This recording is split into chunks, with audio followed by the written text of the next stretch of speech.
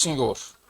Vamos meditar na palavra de Deus sobre um assunto de grande relevância para os nossos dias, para o momento em que vivemos. E esta meditação, nós queremos fazê-la no livro de Gênesis, no capítulo 15, versículos de 1 a 6. Então, o que diz assim essa palavra? Depois destas coisas, veio a palavra do Senhor a Abraão numa visão, dizendo: Não temas, Abraão, eu sou o teu escudo, o teu galardão será grandíssimo. Então disse Abraão: Ó Senhor Deus, que me darás, visto que morro sem filhos, e o herdeiro da minha casa é o Damasceno Eliezer? Disse mais Abrão, que ele era chamado de Abrão, não era Abraão: A mim não me tens dado filhos, eis que um nascido na minha casa será o meu herdeiro. Ah, como Abraão não sabia das coisas, né? Ele analisava de acordo com os homens, de acordo com a situação, a sua situação. Ao que lhe veio a palavra do Senhor dizendo: Este não será o teu herdeiro, mas aquele que sair das tuas entranhas, esse será o teu herdeiro. Oh, que palavra! Oh, que palavra para um velho de 100 anos e uma velha de 90. Ao que então o levou para fora e disse: Olha agora para o céu e conta as estrelas, se as pode contar. E acrescentou-lhe: Assim será a tua descendência. Oh, glória a Deus! Oh, glória a Deus! Que maravilha Deus mostrar isso para aquele velho ancião de dias e falar uma coisa dessa, né? E aí finaliza o versículo 6: E creu Abrão no Senhor, e o Senhor imputou-lhe isto como justiça. E creu Abrão, era Abrão, ainda não era Abraão, no Senhor, e o Senhor imputou-lhe isto como justiça.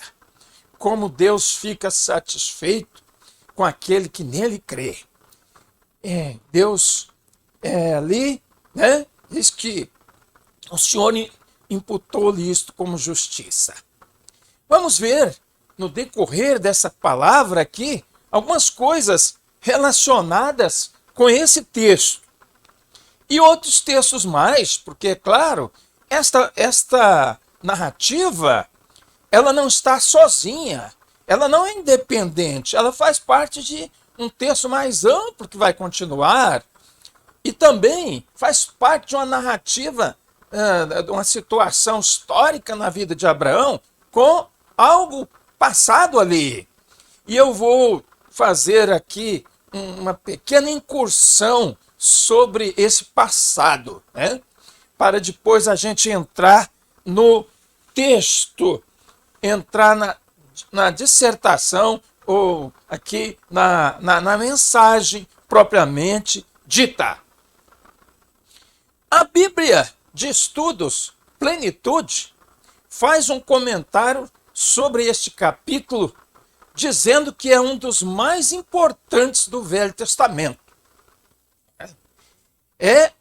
Esse capítulo, né, o capítulo 15 de Gênesis, é um dos mais importantes do Velho Testamento. Quem está dizendo são os comentaristas da Bíblia Plenitude. Portanto, são pessoas entendidas de Bíblia que estão dizendo isso. Não sou eu.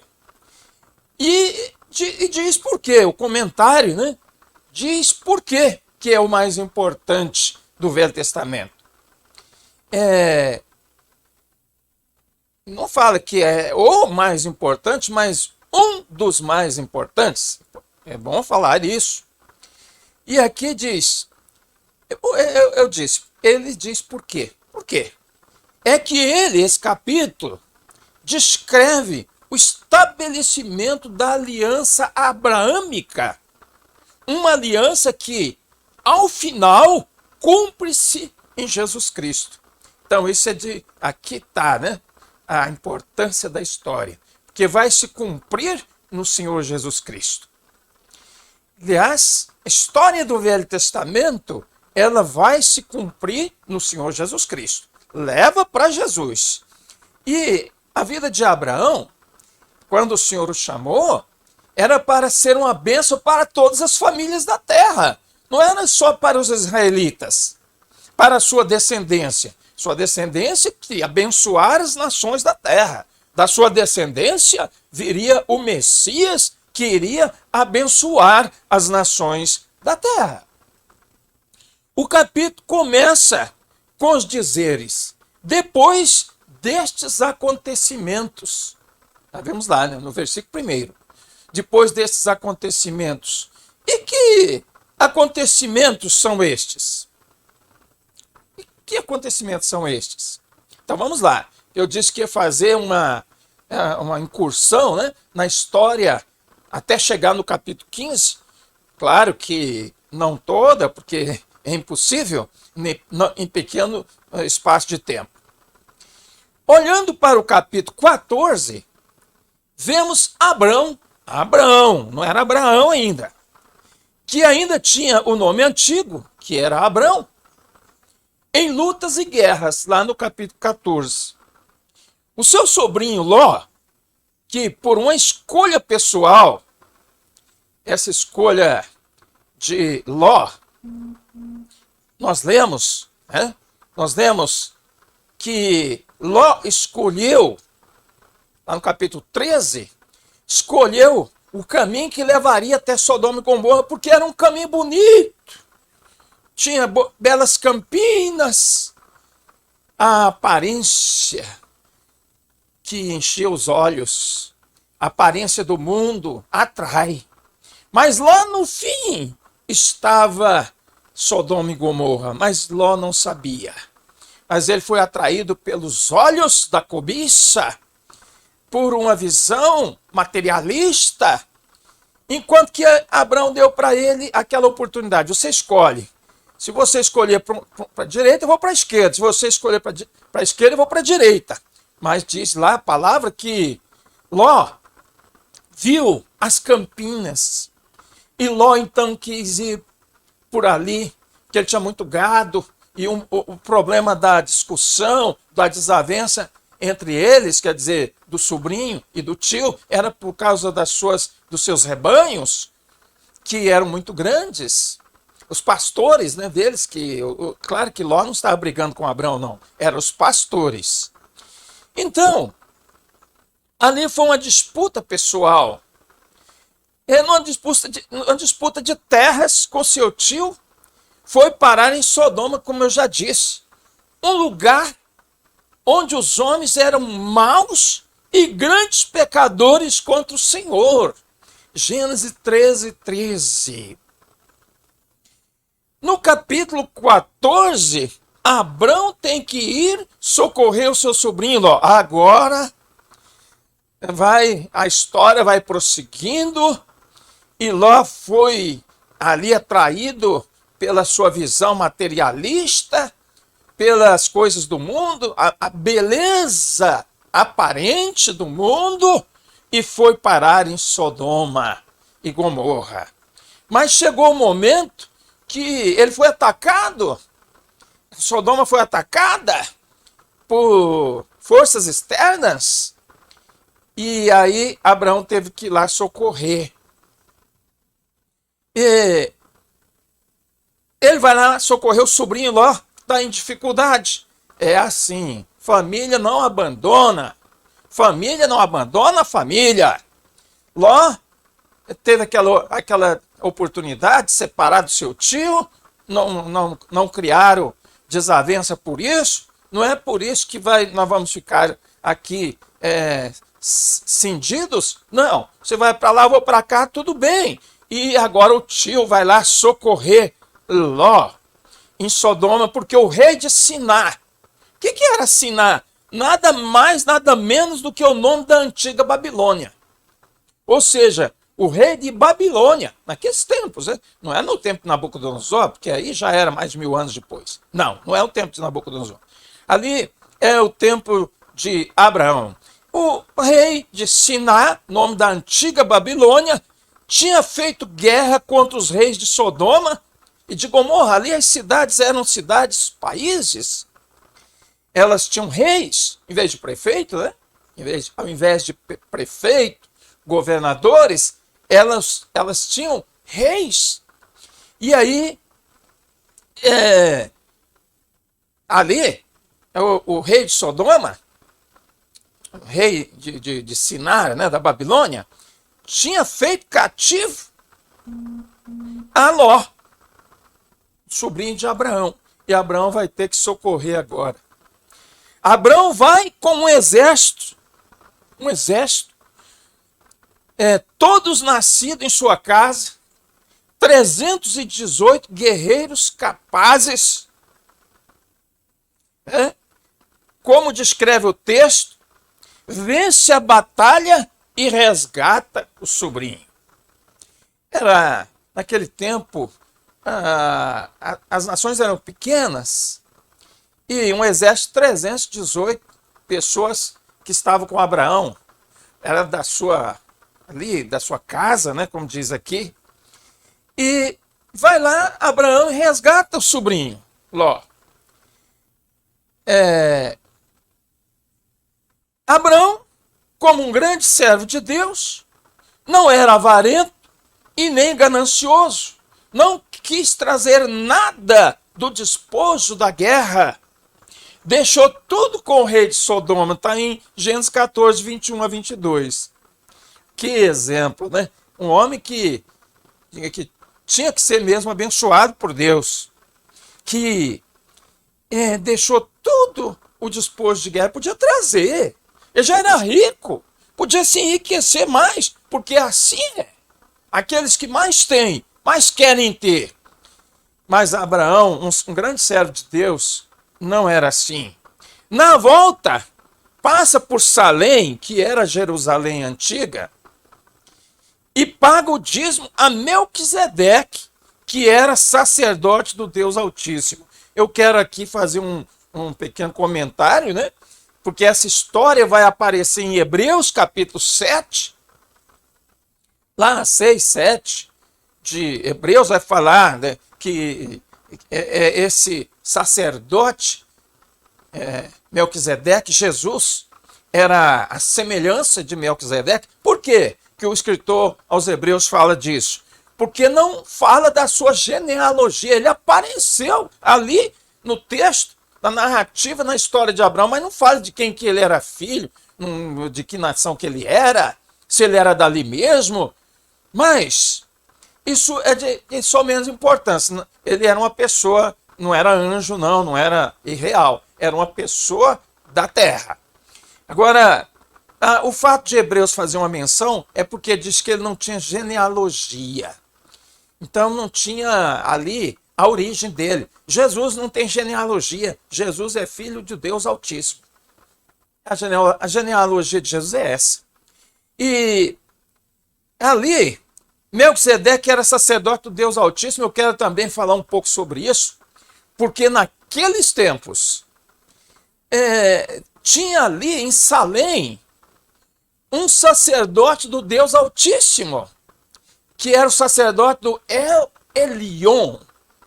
El Elyon é o nome do Deus Supremo. Altíssimo aqui é para dizer Supremo. Era o Deus de maior sublimidade. Ele tinha um sacerdote na terra, ali, naquele lugar. Deus sempre teve representante na terra. Deus sempre teve, desde Sete, né? Lá na história bíblica, diz que no tempo de Sete, o filho de Abraão, que ficou no lugar de Caim, é que começaram a buscar a Deus, a cultuar a Deus novamente. Então, ali estava Abrão como um representante na linhagem dos que buscam a Deus, lá de Sete. Representava a linhagem dos que buscam a Deus. Verdadeiro, El Elyon, o Deus Altíssimo, o Deus Supremo, o Deus das alturas, como os anjos cantaram. Glória a Deus nas alturas. Ah, glória a Deus nas alturas. O Deus das alturas era o Deus de Abraão, de Melquisedeque e de Abraão também. Então, esse Melquisedeque, muito importante na história bíblica, porque ali ele representava o Deus Altíssimo. Deus Altíssimo. Como nos tempos de Paulo, né, capítulo 17 de Atos, quando ele foi a Atenas, na Grécia, chegou lá, achou aquele altar ao Deus desconhecido. Eles criam que tinha um Deus desconhecido. Eles sabiam que tinha alguém mais. E aí, Paulo chegou lá, aproveitou e pregou e colocou lá Jesus com o Deus desconhecido deles. Vamos prosseguir agora, que isso aí foi a nossa introdução. Nossa introdução, vai ter mais. Agora, entramos no texto sobre o qual iremos meditar. É bom termos em mente que a história da salvação tem prosseguimento com Abraão. A história da salvação, né? Ela vem lá de Adão, mas prossegue com Abraão. Desde a sua chamada da terra de Ur dos Caldeus, em Gênesis 11, 31. Depois já em Harã, capítulo 13 de Gênesis, capítulo 12, né, de Gênesis, Deus lhe faz promessas de abençoar todas as nações da terra com Abraão. Desculpe aí. Abençoar todas as famílias da terra. A promessa agora é repetida no capítulo 15. E vai continuar até o fim da sua vida. Deus vai continuar repetindo essa promessa e vai passar para Isaac, depois vai passar para Jacó. Deus vai continuar repetindo a promessa. Porque era preciso continuar a história da salvação até a vinda de Jesus. Abrão era uma pessoa real, um ser humano que, como todos nós, temos nossas fraquezas e Deus sabe muito bem disso. Se existe alguém que nos conhece muito bem e sabe de tudo, esse alguém é Deus. Deus viu alguma fraqueza em Abrão. Estou falando em Abrão ainda, vocês notem bem. Apesar de todas aquelas vitórias que teve, mas ainda tinha momentos de fraqueza, como todos nós. Somos crentes, temos visto muito o agir de Deus em nossas vidas, mas de vez em quando vem algum momento de fraqueza. E Deus, sabendo de tudo o que passava no íntimo de Abraão, ou de Abrão, né, aqui ainda, lhe diz: não temas, Abrão, não temas. Deus viu em Abrão para dizer não temas? Viu algum temor, certamente. Ou até temor até de estar falando com Deus ali. Podia ser um motivo de temor, mas Deus anima. Deus anima Abrão. Deus nos anima também em todos os momentos. E disse: eu sou o teu escudo. Oh, que glória! Oh, que bênção!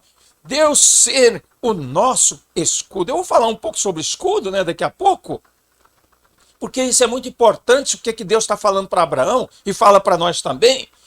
E Deus disse ainda para Abraão: o teu galardão será grandíssimo. O que Deus está falando para Abraão? A tua recompensa, a galardão é recompensa. Deus está dizendo: a tua recompensa será grandíssima.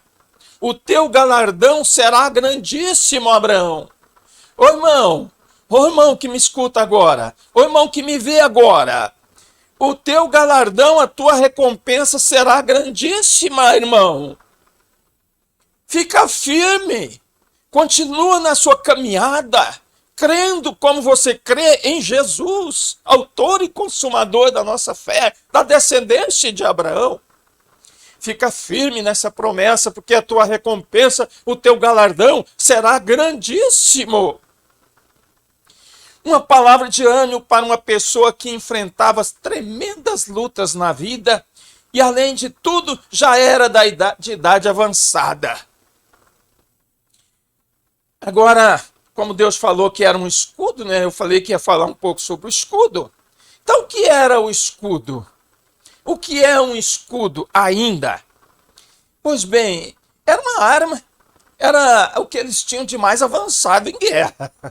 Além das armas ali, né, elementares, mas o escudo era uma arma, era uma defesa, um objeto de defesa. Até hoje esse instrumento de defesa ainda é utilizado por soldados em batalhas. E isto vemos constantemente sendo usado pela tropa de choque da PM em momentos de conflitos para controle de distúrbios populares. A PM ainda usa o escudo. Não só a PM, mas forças de segurança, né? Usam escudos. O escudo sempre foi útil para a batalha corpo a corpo, que era o método das batalhas antigas. Naquele tempo não tinha avião, não tinha fuzil, não tinha carro de combate, não tinha nada disso. Era infantaria, era corpo a corpo. Este equipamento poderá livrar um soldado da morte em várias situações. Quantas vezes o escudo já tem livrado pessoas, soldados da morte? Deus disse para Abraão que Deus, era o seu escudo, a sua proteção. Meu irmão, Deus é a minha proteção, Deus é a sua proteção. Nós somos filhos de Abraão, nós somos da descendência de Abraão, porque Jesus veio fazer de nós descendência de Abraão. Será que Deus era escudo só de Abraão, ou Abrão, né, naquele tempo, e não da gente também? Claro que não. Cremos que sim, uma vez que o salmista Davi diz no Salmo 144, verso 2, o seguinte: benignidade minha fortaleza, meu alto retiro e meu libertador és tu, escudo meu, e em quem eu confio. Ele confiava, eu confio também, e você deve confiar. E que me sujeita o meu povo. Escudo é proteção. Deus é nossa proteção. É proteção para todo aquele que nele confia. Não somente para Abrão ou Davi, mas para todos nós. Deus ainda promete a Abrão que o seu galardão, a sua recompensa seria grandíssima. Era tudo de bom. Era tudo de bom. Imagina alguém que tem Deus por escudo e ainda recebe um prêmio de Deus, um galardão. De quem? De Deus. Prêmio de Deus não é pouca coisa. Muitas vezes queremos dar um presente para alguém, mas não temos recursos para isso, e principalmente se a pessoa for mais aquinhoada do que nós. A gente fica sempre naquele constrangimento, né? O que eu vou dar? Essa pessoa já tem tudo ou tem coisas boas e eu não posso dar coisas tão boas assim, do ponto de vista material, claro. Mas, e agora? Receber prêmio de Deus, aí é outra coisa. Mesmo porque ele é o dono de todas as coisas. Já recebendo um presente, um galardão de alguém que pode dar os maiores benefícios. Maior benefício, porque riqueza pode não ser benefício. Bens materiais pode não ser benefício, mas todos os benefícios, porque veja bem, uma pessoa que está doente, com uma doença incurável, está lá com o coronavírus, naqueles casos graves, ali é só Deus. E ali a recompensa da saúde vai ser um grande benefício. E Deus pode dar isso. E Deus pode fazer isso. Então, é maravilhoso. Abrão tinha um problema. Era a infertilidade de Sarai, que era o nome antigo de Sara. Ali ela ainda chamava Sarai. Eles não tinham filhos. Abrão estava conhecendo ainda Deus. Deus tinha revelado para Abrão, né, lá em Ur dos Caldeus. Deus tinha revelado e vinha revelando. Mas Abrão, apesar de muito tempo andando com Deus, tendo experiências com Deus, ainda não conhecia totalmente a Deus e nunca iria conhecer, e nós também nunca vamos conhecer totalmente a Deus. Ele ainda estava no processo de conhecer a Deus. Vamos nós também viver a vida inteira conhecendo a Deus. O profeta Oséias assim se expressa: então conheçamos e prossigamos em conhecer ao Senhor. A sua saída, como a alva, é certa. E ele a nós virá como a chuva serôdia, que rega a terra. Em Oséias 6,3. Ele então diz que é para a gente prosseguir.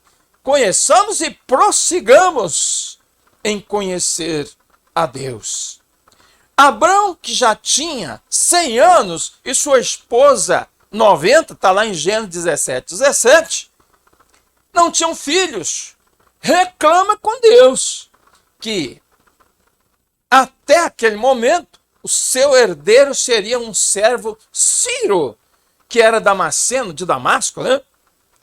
Chamado Eliezer. Aliás, esse Eliezer significa Deus é a minha ajuda. Realmente era um servo fiel. Ele foi lá buscar a noiva de Isaac. Abraão já depois, né, confiava muitíssimo em Eliezer, porque ele era fiel. Era para ser mesmo o herdeiro de Abraão, se continuasse. Mas aí Deus fala para ele: não, Abraão. Fala mais uma vez. Vem cá, vou te mostrar uma coisa. Eis que veio a palavra do Senhor a ele dizendo: este não será o teu herdeiro, tá? O que você está pensando não vai acontecer, Abraão. Muitas vezes aquilo que nós estamos pensando e que nós queremos, nós achamos que seja o melhor, mais importante, não vai acontecer. Deus disse para Abraão: esse não vai ser o teu herdeiro. Mas como, Senhor? Eu já tenho 100 anos, minha mulher tem 90. Por acaso nós ainda vamos ter filhos? E o Senhor diz: mas aquele que de tuas entranhas sair, este será o teu herdeiro. Ora, então Deus estava falando para Abraão: você ainda vai ter filho, cara. Você ainda é velho. Ô velho, você ainda vai ter filho. Então levou fora e disse: olha agora para os céus e conta as estrelas, se as puder contar. Quem que pode contar a estrela? Diz que tem 100 bilhões de estrelas na nossa galáxia. Alguém contou? Alguém contou? Mas Deus fala para Abraão: conta se você puder. E disse-lhe: assim será a tua descendência, como as estrelas dos céus. Que maravilha! Em Gênesis 15, de 4 a 5, falou isso. No verso 6 diz, no original, Amã, que é amém. Essa palavra, e creu ele no Senhor, no original hebraico, é Amã, que veio aí dar a palavra amém, que diz que creu ele no Senhor, disse amém, amém. imputou-lhe isto por justiça. O apóstolo Paulo vai usar esse texto em Romanos 4:3, falando sobre a justificação pela fé. Pois é, meus prezados irmãos, aqui está esta mensagem da palavra de Deus sobre Deus falando para Abraão: eu sou o teu escudo, eu sou a tua proteção, confia em mim que você vai bem. E nós, a palavra é para nós também. Aqui nós já vamos finalizando. Queremos que todos que ouvirem estas palavras possam confiar em Deus para tê-lo como escudo.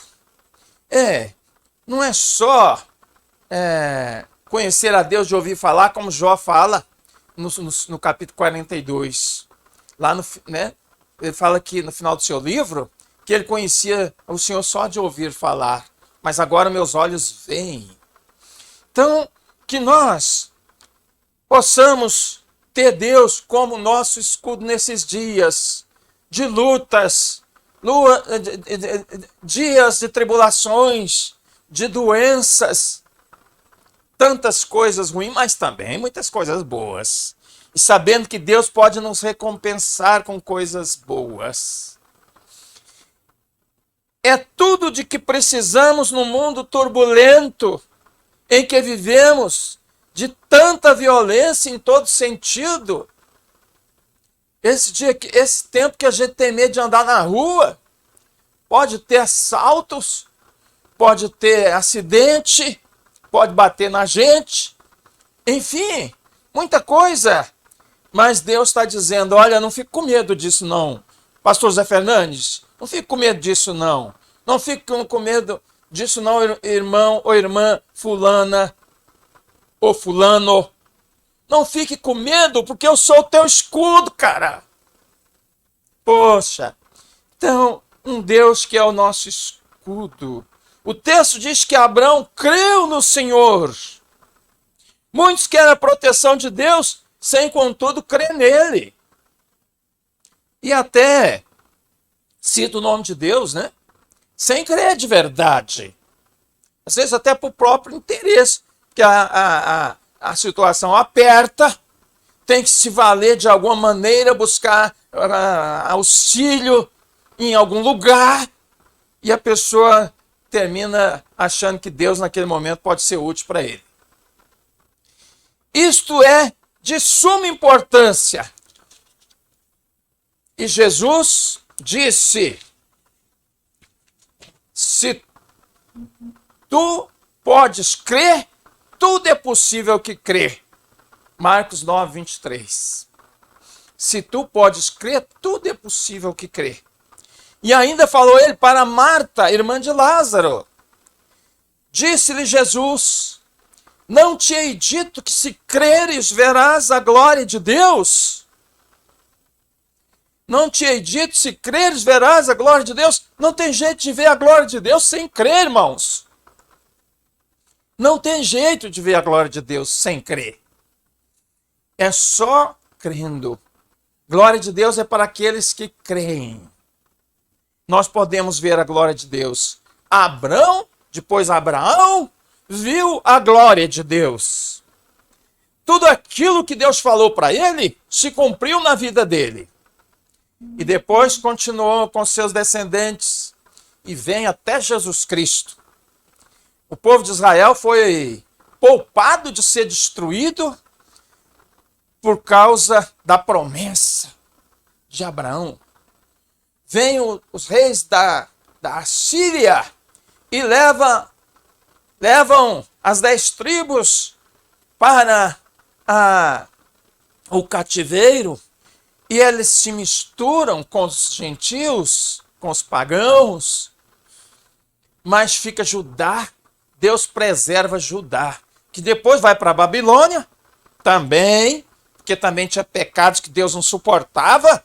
O templo, a maior glória de Israel, é destruído. Eles certamente olhavam para aquele templo, como Jesus disse. Aquele templo foi reconstruído 3 vezes depois.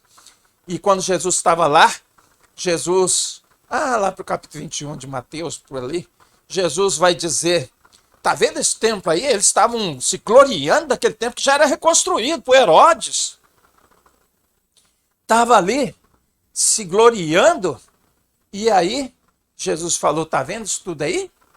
Não ficará pedra sobre pedra que não será derribada. Depois, no ano 66 da era cristã, foram os romanos lá, destruíram aquele templo, não ficou pedra sobre pedra, só ficou um pedacinho do muro ali, que ficou chamado hoje como Muro das Lamentações. Porque aquele templo foi destruído. Deus não faz caso de templo feito por mãos de homens. Deus não faz caso das nossas coisas. Mas Deus quer ver o nosso coração. Por que foi destruído o templo de Jerusalém? Por causa da incredulidade. Por causa da incredulidade. Jesus veio, implantou um novo templo. O novo templo está construído. O novo templo somos nós. Templos vivos. Como muitas vezes é repetido no Novo Testamento. Vós sois o templo do Espírito Santo. Templo de Deus hoje somos nós. Não tem templo mais na terra. As igrejas têm templo, mas aquilo ali é um lugar de reunião. É um lugar de reunião. Muitos querem fazer da igreja o templo. Querem pôr um altar. Diz que tem um altar. Não tem altar. A igreja não tem altar, irmãos. Isso não existe mais. Isso foi derribado. Hoje o altar de Deus, sabe aonde está? Em nós. Nós somos o altar de Deus. Deus habita em nós. O Espírito Santo habita em nós. Nós somos o altar de Deus. Portanto, confiemos em um Deus como nosso escudo. Esse Deus poderoso que sustentou seu povo desde Abraão até Jesus Cristo e continua sustentando, porque nós somos os herdeiros da promessa. Lá no capítulo 21 de Mateus, Jesus disse isso. O reino será tirado de vocês para ser dado a um povo que cumpra o seu propósito. E assim foi retirado realmente o templo da mão dos judeus e foi dado a nós. Mas de que maneira? Uma casa? Uma casa em algum lugar? Não!